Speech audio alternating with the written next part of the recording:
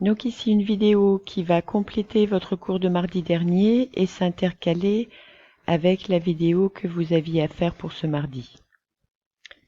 Donc nous avons commencé la diversité phénotypique, nous avons parlé des drosophiles et vous les avez vus en TP avec différents phénotypes, études d'hybridisme réalisées en TP. Et nous arrivons au grand B, comment aller vers le génotype. Vous avez fait des croisements entre mouches et vous avez constaté que suivant le croisement qu'on faisait, on n'obtenait pas des résultats toujours équiprobables. On va analyser ça par la suite. Le cycle de vie d'un être diploïde, on va l'établir pour la mouche et puis voir que nous avons le même type de cycle. Alors vous pouvez aller sur mon site, il y a le lien qui mène vers ce document qui montre qu'on commence par des cellules reproductrices qui vont fusionner pour donner une cellule œuf. Cette cellule œuf va se multiplier, enfin se diviser par mitose. On a donc des cellules à N chromosomes qui sont les gamètes, fusion, c'est-à-dire fécondation, pour donner des cellules à 2N chromosomes jusqu'à un individu. Alors on passe par des stades larvaires chez la mouche, mais on est toujours à 2N chromosomes jusqu'à l'adulte, et seules les cellules sexuelles de l'adulte sont à N chromosomes. Donc c'est ce qu'on appelle un cycle de vie diploïde, puisque la majorité du temps, l'individu est à l'état diploïde. Ici, ça se compte en jours pour une mouche, ça se comptera plus longuement pour un être humain. Alors pour le cycle du développement humain, je l'ai remis ici en plus petit pour avoir la référence. Ça va pas changer beaucoup, donc on part d'un gamète mâle, comme ici, avec N égale 23 chromosomes cette fois, et un gamète femelle, donc l'ovocyte, également à N égale 23 chromosomes. Fusion de ces deux cellules, ça donne ce qu'on appelle un zygote, une cellule œuf, à 2N égale 46.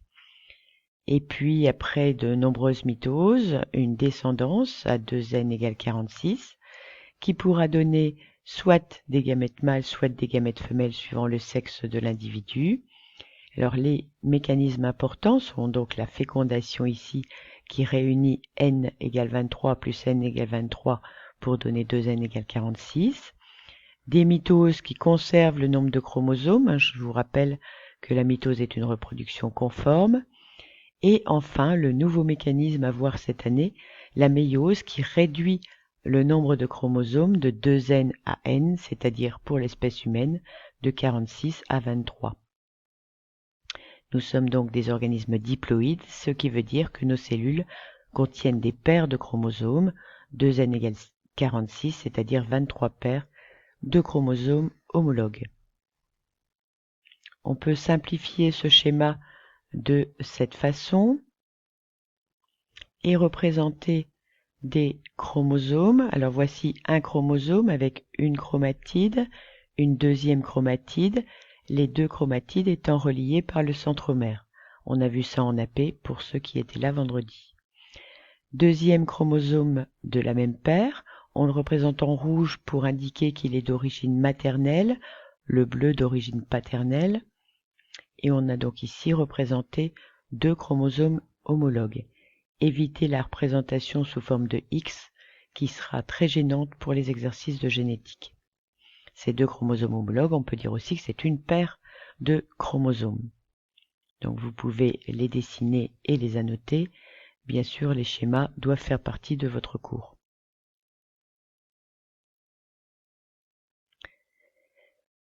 Chez le mâle, c'est-à-dire chez l'homme, pour l'exemple, on aura 22 paires d'autosomes, c'est-à-dire 44 chromosomes non sexuels, plus une paire de chromosomes sexuels qui est XY chez l'homme. Chez la femme, ce sera 22 paires d'autosomes, plus une paire de chromosomes sexuels, XX 7 fois. On peut noter, alors vous voyez que j'ai mis en rose, parce que ces notions ne font pas partie du programme, mais je crois qu'elles sont indispensables à la compréhension de la génétique, que dans tout cycle de développement, il y a une alternance entre une phase haploïde, c'est-à-dire à N chromosomes, et une phase diploïde, c'est-à-dire à 2N chromosomes. Comme la plus grande partie de notre cycle est diploïde, on dit que nous sommes des organismes diploïdes. Le mécanisme qui permet de passer de la phase diploïde à la phase haploïde, c'est la méiose. Elle a lieu dans les gonades, c'est-à-dire les testicules chez l'homme, les ovaires chez la femme, lors de la formation des gamètes, c'est-à-dire spermatozoïdes et ovocytes. À l'inverse, la fécondation, elle, réunit deux gamètes haploïdes formant une cellule œuf diploïde. Donc la fécondation, on dit qu'elle rétablit la diploïdie. Comment les chromosomes sont-ils transmis d'une génération à l'autre en assurant à la fois la stabilité du karyotype, c'est-à-dire ce nombre de chromosomes à 46 dans l'espèce humaine, mais aussi la diversité des individus, puisque nous ne sommes pas des clones les uns des autres, mais nous avons chacun nos caractères particuliers, même si nous appartenons tous à l'espèce humaine. Ceci nous amène au grand 2, la production des gamètes par méiose, ce qui correspond à la vidéo que vous aviez à travailler pour mardi. Merci de votre attention.